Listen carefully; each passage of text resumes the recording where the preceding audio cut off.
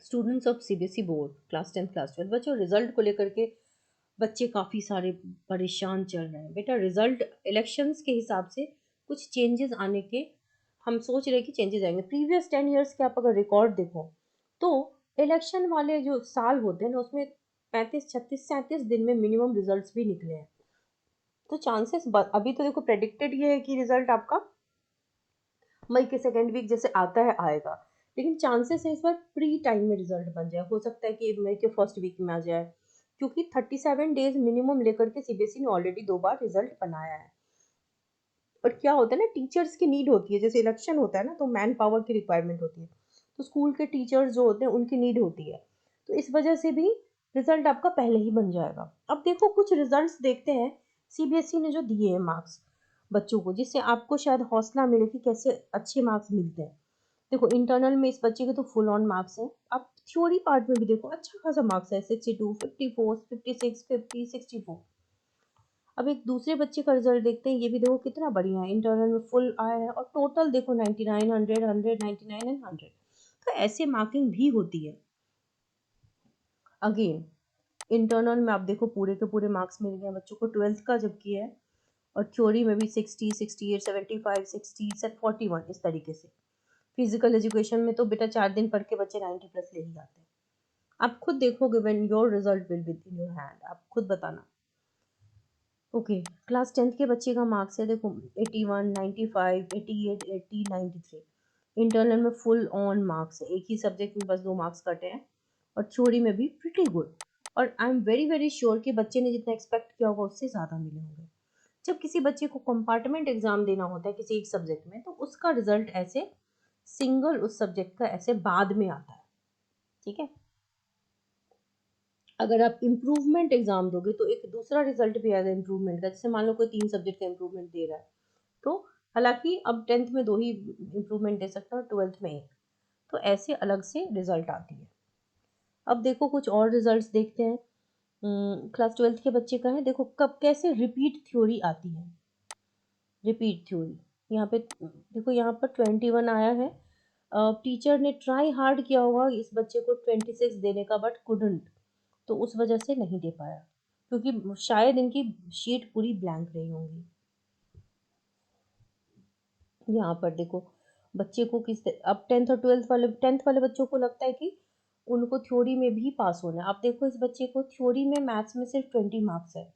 80 marks की theory में आपको 33% के हिसाब से तो 26 चाहिए था, बच्चे की 20 मार्क्स है। पर क्या ये बच्चा फेल है? नहीं है ना। तो इसका मतलब आपको ये क्लियर हो जाना चाहिए कि 10th वालों को थ्योरी में सेपरेटली 33% नहीं लाना है। अब देखो एक रिजल्ट जिससे आप लोगों को लगेगा कि कैसे सीबीएसई मार्क्स देती है डॉट कि बच्चा पास हो जाए।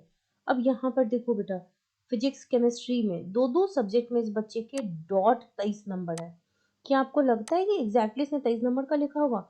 इन बच्चों ने 15 16 17 नंबर का मैक्सिमम लिखा होगा, और एग्जामिनर ने इनको खींच के किसी तरीके से 23 तक पहुंचा दिया ताकि बच्चा पास हो जाए। अब देखो इनके प्रैक्टिकल में भी नंबर कम कम करके दिए हुए। तो ये वो बच्चे हैं जिन्होंने पढ़ा नहीं है फिर भी, क्योंकि देखो ओवरऑल इनका सारे सब्जेक्ट में ही मार्क्स खराब है, स्टिल देखो टीचर ने इनको फेल नहीं होने दिया। आप समझ लो कि फिजिक्स और केमिस्ट्री दोनों में ये बॉर्डर लाइन पे थे, और इनको टीचर ने पास कराया। तो ऐसा होता है, अटेम्प्ट अगर आपने लिए होते हैं तो टीचर थोड़ा थोड़ा मार्क्स दे करके भी आपको निकाल लेता है, पास कर देता है। तो ये प्रूफ है, ऐसे रिजल्ट जो है वो प्रूफ है इस चीज़ का कि बॉर्डर लाइन पे कैसे बच्चे आपको बॉर्डर लाइन से बाहर निकालते हैं टीचर्स। इसका ये मतलब नहीं है कि अगर आपने ब्लैंक शीट छोड़ी है तो वो आपको पास करा देगा। ब्लैंक शीट वालों पे मॉडरेशन भी वर्क नहीं करेगा। आपके लिए सिर्फ एक ही चीज़ है कि आप कंपार्टमेंट की तैयारी करो। और होगा एक दो वीडियो के बाद मैं एनआईओएस पे भी एक वीडियो लेके आऊँगी जिसमें आपको क्लैरिटी दे दूँ कि अगर आप सीबीएसई से पास नहीं हो पा रहे, you don't want to continue with CBSE, तो आप एनआईओएस के थ्रू भी जा सकते हैं। That is not a problem, और वो रेप्यूटेड है। अगेन यहाँ पर आप फिर से देख लीजिए बेटा, 23 नंबर दे करके देखो 33, 10th वालों को 33 चाहिए, तो देखो प्रैक्टिकल में समहाउ इस बच्चे के मार्क्स पता नहीं क्यों इतने खराब है। फिर भी देखो 23 23 दे करके, आप समझ रहे हो क्या ये बिना ग्रेस मार्क्स के एग्जैक्टली ऑन डॉट मार्क्स मिल सकता है? नहीं मिल सकता ना। तो बहुत कोशिश करते हैं बच्चों को पास कराने की।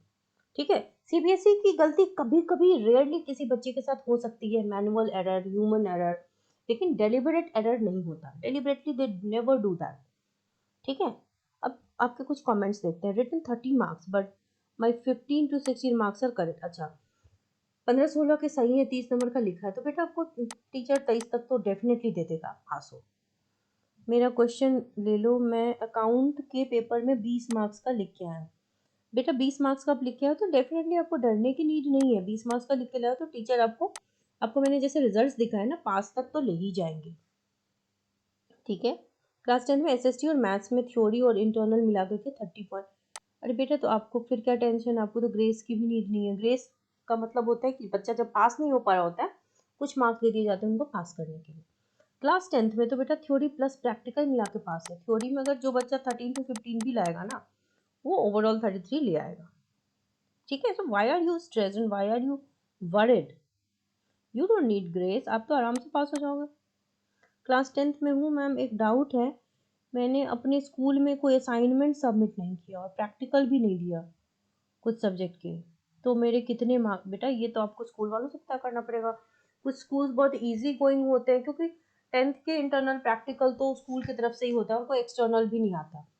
तो आपको मार्क्स दिए हैं, आपका एब्सेंट लगा है, तो वो तो आपको स्कूल से पता करना पड़ेगा, है ना। केमिस्ट्री में इस बार बोनस मार्क्स बेटा देखो, चांसेस तो बहुत ज़्यादा है। सबसे ज़्यादा चांस फिजिक्स के लिए है, कि उसमें तो 100% है कि उसमें मिलना ही मिलना है, मॉडरेशन है एवरीथिंग। केमिस्ट्री में चांसेस बन रहे हैं बट श्योरिटी नहीं है। सीजीपीए पैटर्न से रिजल्ट नहीं बेटा, सीजीपीए नहीं, इट्स आपके मार्क्स दिए जाएंगे, ग्रेड सिस्टम चल रहा है अभी सीबीएसई में। ठीक है, तो उस हिसाब से मार्किंग होगी। So these are all your question, some of your question जिसके आंसर मैं कर पाई हूँ। आई होप आपको कुछ क्लैरिटी मिली हो। पढ़ते रहिए। Wish you all the very best.